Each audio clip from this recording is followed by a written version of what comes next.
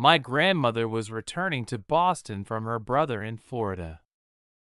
On the plane, my grandmother had taken out a novel and was preparing to use the time on the flight for some pleasant reading. One of the last people to enter the cabin was a slender blonde woman about her age. She turned out to be Grandma's neighbor. The woman looked very upset. Her eyes were crying. My grandmother greeted her and asked if she was okay. The woman nodded and did not engage in conversation. My grandmother tried to immerse herself in reading and decided that her travel companion had no desire to communicate. After takeoff, the woman began to cry softly. My grandmother was alarmed by her companion's condition, and after half an hour, she decided to ask a second time what happened to this woman and if she needed help. "Honey, what happened to you? Did one of your relatives die?" This time the woman continued the conversation. She introduced herself as Elizabeth and continued sobbing, "Everything is fine. Everyone is alive." "Well, since no one has died, what is going on? Is there anything I can do to help?" said the grandmother. "No, there's nothing I can do. Except soap and rope.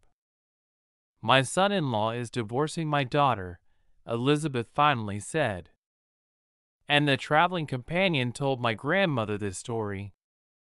By the time of the 1984 Olympics in Los Angeles, Elizabeth was married to her red-headed classmate Tim. They loved each other, and Tim supported her dream of volunteering at the Olympics. Elizabeth worked with a team from Ethiopia. She spent most of her time with the athletes, and one day they went to a bar to celebrate one of the athletes' successes. And somehow, a mutual passion flared up with one of the athletes. On that fateful evening, Elizabeth cheated on her husband. The woman regretted giving in to passion. Until the end of the Olympics, she avoided seeing the athlete. The teams went home and the Olympics were over. And then Elizabeth realized she was pregnant, and it was definitely not Tim's. Her husband, upon finding out she was pregnant, was very happy and looked forward to the birth of their firstborn. He dreamed of how happy they would be, how he would teach the baby to ride a bike, go camping, and open Christmas presents together. Elizabeth realized that she needed to tell her husband everything. She was afraid that she would disappoint Tim, that he would leave her, that all of her acquaintances would find out about her infidelity. The woman realized that the child would be born a mulatto and her adultery would become obvious. But Elizabeth did not dare to have a frank conversation with Tim. In the end, she decided that she would tell him when the baby was born.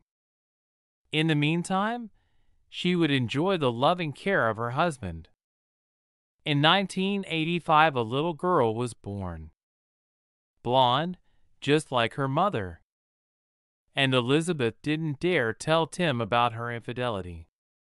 Her husband adored his daughter and spent a lot of time with her. Elizabeth knew in her heart that Tim couldn't be the girl's father. But they were so happy together, and she was afraid to ruin everything. The girl grew up and pleased her parents with her achievements. Gradually, Elizabeth stopped thinking about her lies. The daughter finished school and college. She married a nice man from an Irish family, Jack O'Neill. Tim was able to lead his adored daughter to the altar and died suddenly of a heart condition. Daughter and son-in-law, living soul to soul, working good jobs. They mortgaged a small house in the suburbs of Boston and dreamed of having a big family. The daughter became pregnant. When the young family told Elizabeth she would soon be a grandmother, she was overjoyed. After Tim's death, Elizabeth felt very lonely, and she was happy to fill that void with the love of her grandson. Her daughter gave birth, but her grandson was born dark-skinned, but with eyes as blue as his father's. And the son-in-law, when he saw the child, immediately asked for a divorce. Tears, screams, hysteria. The daughter swore to her husband that she had not betrayed him. The son-in-law wanted to believe it, but then he looked at the handsome mulatto and realized that it was not possible.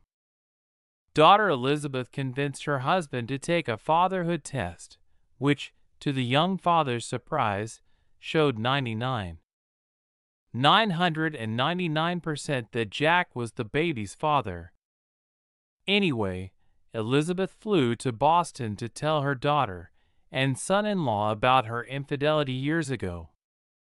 Elizabeth was very ashamed that she had lied to her beloved Tim for so many years, and had almost ruined the lives of her daughter and little grandson with her lies.